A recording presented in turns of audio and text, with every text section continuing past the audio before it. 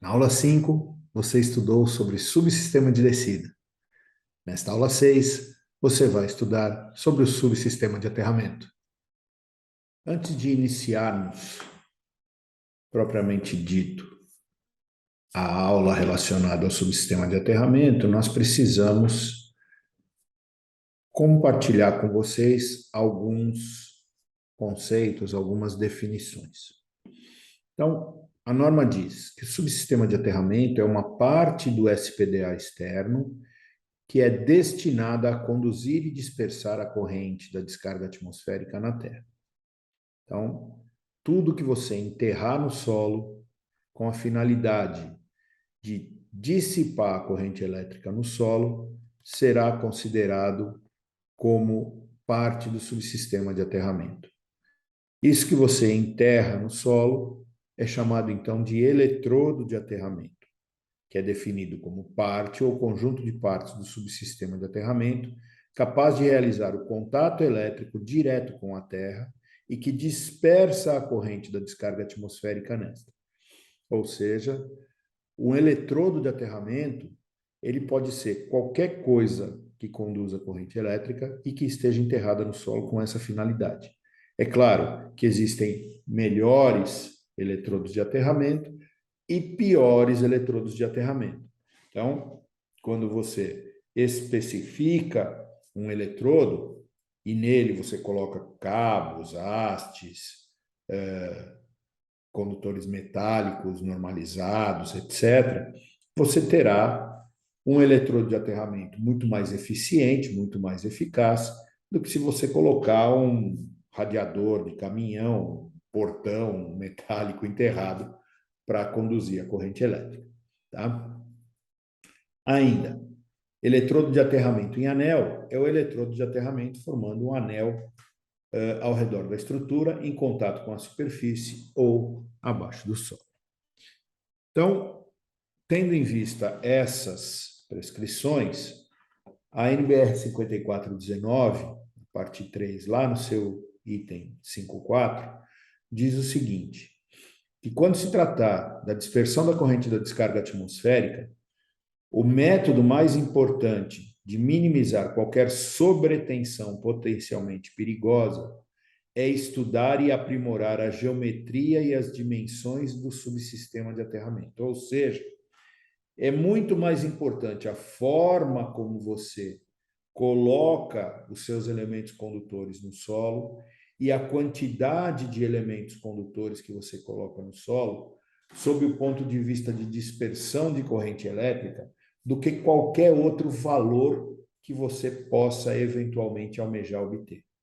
Então, deve-se obter a menor resistência de aterramento possível, compatível com o arranjo do eletrodo e a topologia e a resistividade do solo no local. Então, veja, quando você vai verificar se o solo, se o eletrodo é um eletrodo eficiente, né? Essa é uma etapa de projeto, não é uma etapa de ensaio.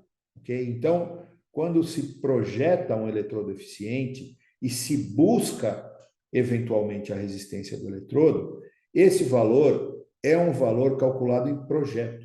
Ou seja, quando a gente for medir um eletrodo de aterramento, na grande maioria das vezes, o que a gente está querendo medir é a condição de funcionalidade desse eletrodo.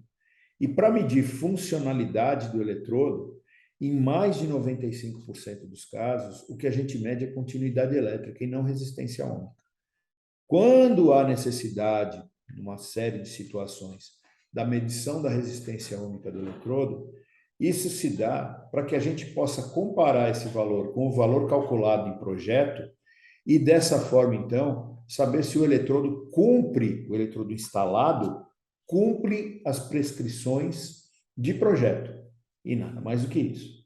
Tá? Ainda, sob o ponto de vista de proteção contra descargas atmosféricas, uma única infraestrutura de aterramento integrada é preferível e adequada para todos os propósitos. Ou seja, o eletrodo deve ser comum e atender à proteção contra descargas atmosféricas, sistemas de energia elétrica, sinal, telecomunicações e assim por diante. Ou seja, não há possibilidade de construir-se eletrodos de aterramento com finalidades diferentes para uma mesma estrutura.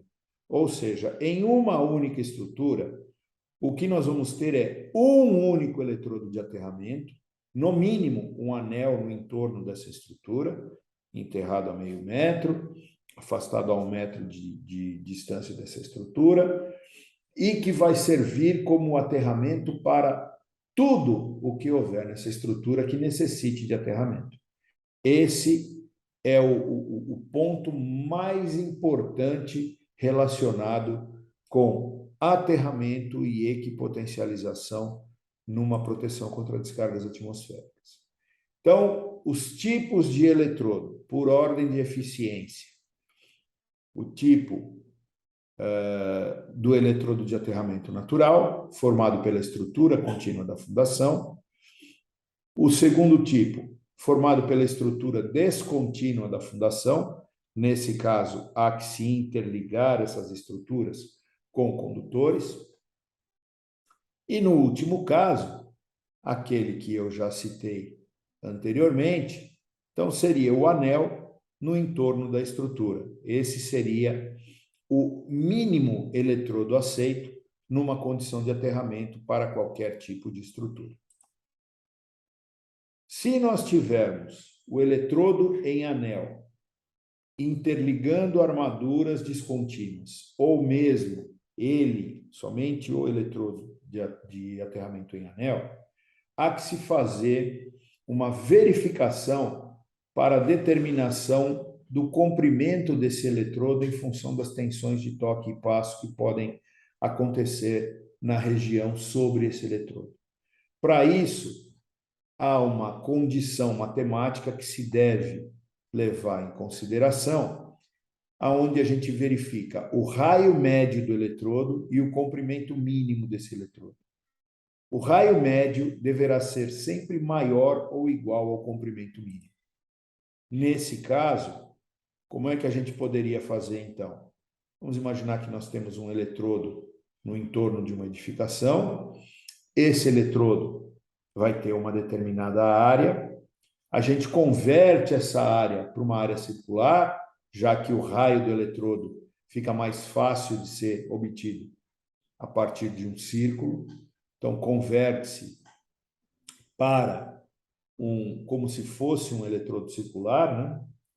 Equivalente, calcula-se o raio equivalente naquela condição. Depois, vai até a figura da parte 3 da norma. Esta figura nos dá comprimento mínimo em função da resistividade de solo no local. Eu vou pegar uma das curvas relacionadas nesta figura, que está diretamente atrelada ao nível de proteção, e vou obter, então, em função da resistividade, o comprimento mínimo. E faço a comparação. Se dentro da comparação feita, esta condição estiver satisfeita, sem problema nenhum. Se não estiver satisfeita, então eu vou precisar acrescentar eletrodos complementares. Então, nesse caso, eu poderia instalar eletrodos horizontais ou eletrodos verticais, dependendo da estratificação do solo, a fim de aumentar o comprimento de condutores, aumentar a quantidade dos condutores, para que esses condutores possam, então, dissipar mais corrente no solo, ou melhor dizendo, dissipar corrente com mais eficiência no solo, e dessa forma minimizar as tensões superficiais que vão originar tensões de toque e de passo.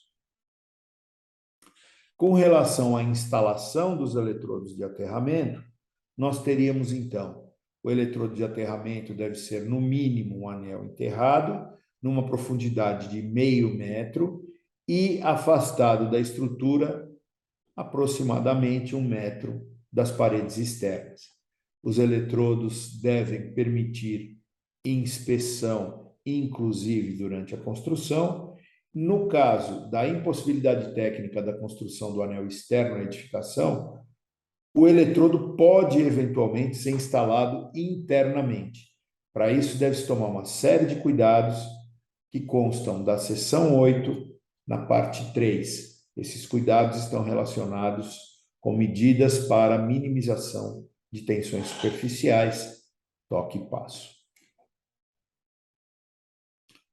Aqui, uma demonstração como na aula passada, a gente tinha lá os condutores de descida, neste caso aqui alguns elementos, né, possíveis para a criação de eletrodos de aterramento. Então, o subsistema de aterramento começa onde termina o subsistema de descida, ou seja, este condutor aqui, ó, ele já é chamado de condutor de aterramento e deve ter a mesma seção do eletrodo de aterramento. Então, neste caso aqui, se você for utilizar o aço cobreado ou o cobre, você vai utilizar a mesma seção no condutor de aterramento e nos eletrodos de aterramento, tá? Então, muito importante, subsistema de aterramento compreende desde o